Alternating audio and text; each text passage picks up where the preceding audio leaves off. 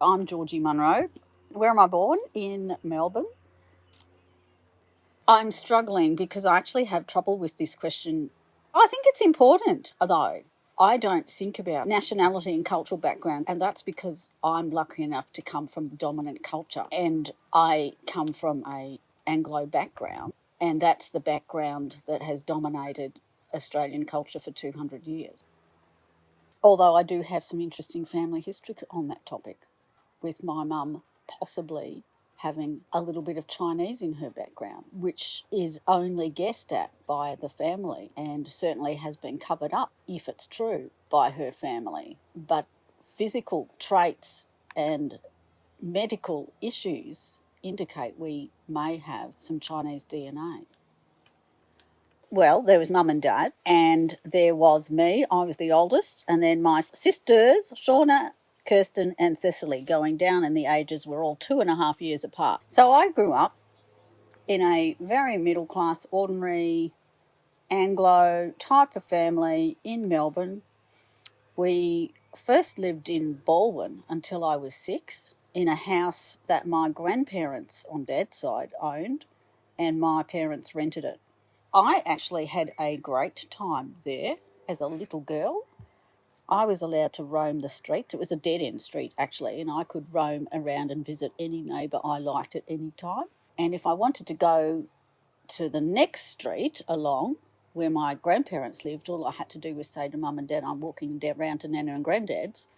And as a 4-year-old, I would walk around to their house in another street. So I had lots of freedom. And when we moved to Morris, in a house that Mum and Dad bought when I was 6 and going into grade 2, that freedom continued. The whole rest of my childhood in Beaumaris was in the 1960s, so we moved there in 1966. Complete freedom, spatially, I suppose, but in so many other ways as well, and independence. Me and my sisters and the other kids in the street and my friends, we used to, once we learnt to ride bikes, and we learnt to ride bikes on the road out the front. You know, the road was the playground, and all the kids in your street at your end just went out and played together. So that was Anita Street, Beaumaris, which is near the concourse, 2 streets down from the concourse, closer to the beach. My best friend in primary school, Meredith, lived right very close to Bowie Primary, our school that we went to, and Meredith had brothers, and so we used to play together every weekend, and she'd ride round to my house Saturday morning, and more often she'd come to my house initially, but we played at both houses a lot. And then we'd go riding our bikes on adventures around Beaumaris, and, you know, we'd find hills. We know where the best hills are in Beaumaris. There's not actually all that many. And we ride our bikes down the hills with our feet off the pedals, screaming, you know, just having lots of fun. I think that's the essence of what I remember about childhood generally in Beaumaris, growing up, primary school in particular, is the fact that you just went out on the street and you played with the kids, or with Meredith and I, we go to each other's house and play Barbies. We spend a lot of time on Barbie, Meredith and I, because we both liked sewing, and we learnt to sew by making Barbie clothes. And we made Barbie wardrobes out of cornflakes packets because they were quite tall and you could cut the front open and turn it into a Barbie wardrobe. I don't actually remember the real start of me wanting to sew and make things, except that I know that when I was in grade 3, I got a Christmas present from an old lady who was a very close, dear friend of the family called Mrs. Barter. And it was the best Christmas present I'd ever got and possibly ever have got. And it was a metre square piece of green lawn, another metre square piece of pink lawn, and another metre square piece of baby blue lawn being cotton fabric, fine cotton fabric. And it was, so I could cut it up and sew with it. And I just couldn't believe I could have so much material all to myself. And so, therefore, I already was into sewing she knew I was already into sewing, and I clearly was already into sewing, but I can't remember before then what it was I used to attempt to sew or how I went about it or anything. I don't know. I do think it must be a completely innate, absolutely natural desire on my part to have a connection with textiles, because possibly my earliest memory of life is of the carpet in the house in Baldwin, where I would lie on this grey carpet that had, it was sort of looked a bit like corduroy. It was ridged, but not furry like corduroy. It was sort of rough. They were about 5 millimetre wide corrugations. I would lie on this carpet with my head on it and look at it, and I was marvelled at the corrugations of this carpet and its actual roughness. And I think, like, not many children probably care all that much about the ridges in the carpet. Oh, dear. So I imagine I must have just had some natural affinity with textiles. Oh, and I do remember before then, when we were living in Baldwin, the beautiful dresses that we got at one point. Mum, I think she must have made them. My younger sister Shauna and I both got beautiful new dresses, possibly in relation to a new sister being born. Mine was pink, hers was blue. They had petticoats, which were very frilly, and the dress itself, which was frilly and went over the top, was made out of Swiss cotton, so it had texture, lots of little bumps on it. They're very beautiful, and puffed sleeves. And you could stand in the mirror with just the petticoat on, and it would twirl beautifully. And then, once you'd managed to get over watching yourself twirl with the petticoat, you could put the dress on and twirl again. And it was even more beautiful. It's hard to believe how beautiful it could be. So I think it's very innate. And one of my favourite things in primary school, whilst riding my bike around, was to go to the haberdashery shop and the concourse, run by Mrs. Boyle, and feel all the velvet ribbons, which came in a multitude of colours and widths and were very, very, very beautiful. And there were also beautiful buttons to look at and lots of packets of wool, but I loved the velvet ribbons the most. So incredibly typical Anglo 1960s family, I would say, as were most people in Beaumaris. The only non-Anglo people at that time were the fruit shop people, and those kids of those couple of families did in fact go to our high school, and that's about it.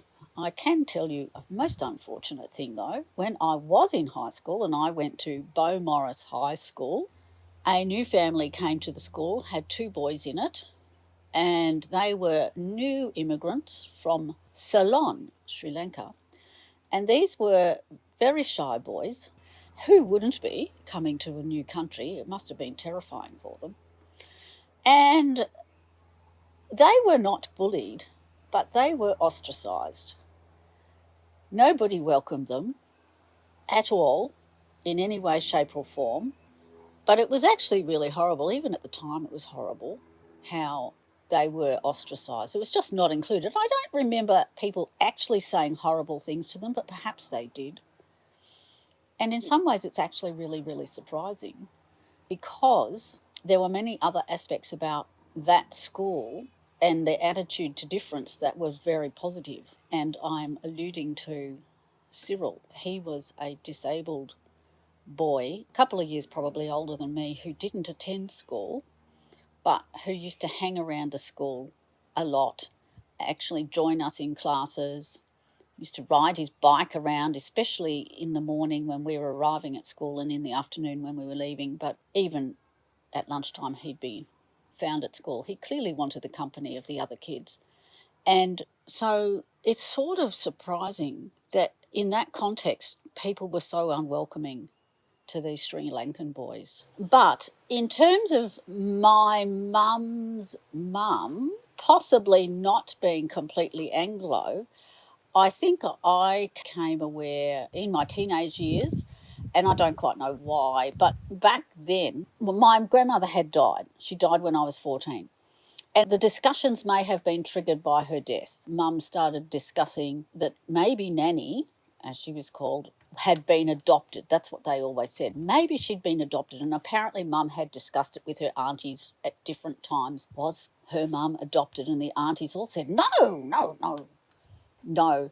And the reason why Mum thought her mother may have been adopted was my grandmother herself wondered. And the reason why she wondered was that she came from a large family, can't quite remember how many children, but like 6 or something. And they were all fair-haired, fair-skinned, Anglo-Celtic-looking people. And my grandmother, on the other hand, had olive skin that tanned easily, and she preferred to wear long-sleeve shirts so she wouldn't tan too much because tanning wasn't fashionable. And she also had black hair and black eyes. She looked nothing like her siblings or her parents. And so Mum thought the same thing. Oh, yeah, my mum doesn't look like any of her aunties. But anyway, it was always denied. If you look at photos of my grandmother now that we actually see lots of people from different places around the world, you would assume she was either Asian or from the Pacific, somewhere like that. Eventually, I did a National Geographic DNA test. And so Shauna, in years after me, got Mum's DNA and sent it off for an updated ancestry thing. It comes back telling us that one of Mum's parents is Anglo, and that would be her mother, and her father is non-Anglo, probably Chinese. I, at least, have inherited the gene that some Chinese, in fact quite a few Chinese people and Asian people have, of not being able to metabolise alcohol. And it is quite rare in Anglo people. So I feel completely sure that my grandmother is not the natural child of the people who brought her up. Possibly could be her mother's child, but I suspect she's actually been adopted into the family. The family culture was to look after other people and other children. And so I can conceive of a situation whereby there was a child who needed a home, and my great-grandmother gave a home to this child, and that's marvellous. Who the father, the non-Anglo father, possibly Chinese father is, I suspect somebody who came to Australia to work on the New South Wales goldfields. Parts of the family did live in that area, so I can conceive of them, either my great-grandmother herself going home to her family in the Goldfield district and finding herself pregnant to somebody other than her husband, could be her, or alternatively learning of this child in that district who needed a home and bringing it back. I find it quite interesting and intriguing, but we shall never know, I don't think. I don't think we'll ever know. My mum says that my grandmother always put a lot of effort into personal presentation when going out in public. She always wanted to dress well and present well. She didn't want to get tanned, and I suspect part of it was so that she wouldn't be discriminated against. She wouldn't be viewed as different or lesser than. She's also the person from whom I firmly believe I've inherited a gene that is to do with loving textiles and sewing. So part of her personal presentation will be the same as me. She just likes sewing and making nice clothes and looking nice in the nice clothes. That will definitely be part of it. But also I think it would have been a personal protection, because if she went out looking like whatever the names people used for non-Anglo people back then, perhaps she would have not fared too well. It is also a shame that she didn't know that I was a sewer or was to become a sewer, because she died when I was 14, and although I had already developed an interest in sewing, a big interest in sewing, because she lived in Sydney and we lived in Melbourne, it wasn't something to be remarked upon. But I think she would have liked it, I would have hoped, if she realised I was into sewing like her. And my mum forever is saying when I turn up at her place, oh, that's a dress just like my mother would have worn. And I think she's right, because I've seen what her mother would have worn, and I would have worn all her mother's clothes. When I finished school, I started uni at RMIT doing an architecture degree. I realised during that year that that particular institution didn't suit me, and I ended up moving to Geelong to go to Deakin Uni in second year. And I loved living in Geelong. It was fantastic. I really enjoyed the course there, and the whole thing of moving out of home and living in Geelong was fabulous. In fifth year, it was expected that you go and have a year of work experience, and I ended up deciding to go to Brisbane to do that, primarily because there wasn't much happening in the building industry in Melbourne, and whereas there was a fairly active building industry in Brisbane at the time. And also I thought it would be good for me to have a challenge by living somewhere entirely different. So I went to Brisbane with my boyfriend of the time, enrolled at QUT up there. Had never been to Brisbane at all, ever. And the office that I worked in, there were two other young people working there. One was a student same year level as me, also at QUT, and the other was a recent graduate by the name of Rob Johnson. He was very difficult to get along with initially, but he had a girlfriend and I had the boyfriend I'd gone up there with. As it turned out, the boyfriend and I had only one car between us, and it was convenient for my boyfriend to drop me off at Rob's place in the morning, and he continued on to his work, and Rob would drive me to work, and the same in reverse, coming home. So we got to know each other quite well and got to like each other quite quickly. And at the end of the year, I and the boyfriend came back to Melbourne to do my final year at uni. The boyfriend and I broke up. I lived at home and I worked and I did my thesis, and I also enrolled in fashion design. And I was doing first year fashion design whilst doing final year architecture. And I did that also down in Geelong at the Gordon Institute. Unfortunately, I found it far too easy and ended up only doing 6 months. I did keep in touch with Rob during that year. In fact, the guy who had been working for invited me to come back during the year whilst I was on uni break to work. And at the end of the year, to celebrate finishing my course, I went to New Zealand to spend a couple of weeks there with a girlfriend. When I came back from New Zealand, I went to Brisbane because Rob was going to go overseas and I was going to go and see Rob. And as it turned out, he decided not to go overseas but to come to Melbourne instead. So by the time he came to Melbourne, I had moved into a flat in Kew with a girlfriend and was about to start a job at Centrelink, and he moved in with us there. And he got a job quite quickly, like instantly, in Melbourne. Then we had a couple of years in Melbourne and got married, and after we got married, we moved back to Brisbane because he did not like Melbourne at all. And I had always liked Brisbane as a place, but I did find when I lived there, I found it quite lonely because I didn't know many people. And when I did move back with him, it was very lonely. It was horrible because it took a long time to settle in and for me to get to know people. But as a place, it's a great place. And if you were born there, you would think it was fabulous. We fairly quickly bought a house, which was our dream house on acreage. And I actually couldn't get a job initially, and I came back to Melbourne. And I worked in Melbourne for 6 months at Melbourne Uni, and then flukily did get a job back in Brisbane, fairly close to us, and I went back there and worked for 6 months or a year or something like that. And then Ben came along. So I got one friend when I was working. When Ben came, that changed things. Children too change things because they give you an opportunity to meet people. And so I got to know Brenda from next door, who also had Callum at that point, who was 12 months older than Ben.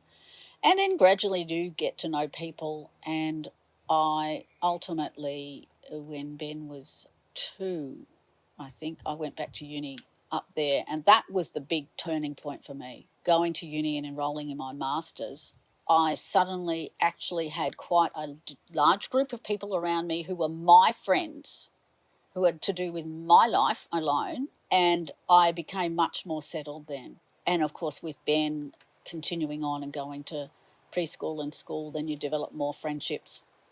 And I became quite embedded by then and got involved in lots of different things, family daycare and the Labor Party and the school, and I had lots and lots of different jobs, and I did feel quite settled and connected. I did also hate the weather, and I did also hate the insects, and I did also very much miss my own family and the physical environment of Melbourne. The weather, the sounds, like the birds are different here, the sound of the leaves, the colours. I would say smell, except I can't smell things. But I'm sure if I did, I would be missing it. The breeze is different. All those aspects of the physical environment I really did miss. And when I came back to Melbourne, I used to come roughly every 6 months. I just felt so much relief to be at home here, and that this was my home and this is where I belonged, and this physical environment will look after me. Whereas when I was in Queensland, as much as Brisbane is a fantastic place and I had a good life and I was involved in lots of things and feeling great about myself being involved in these things, I was always out of place.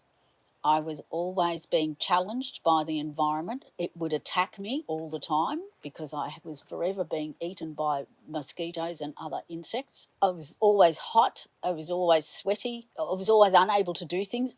In the summer, which goes on for so long because it's so draining, I felt under attack. And yet when I would come back to Melbourne, I was able to relax and just be the real me.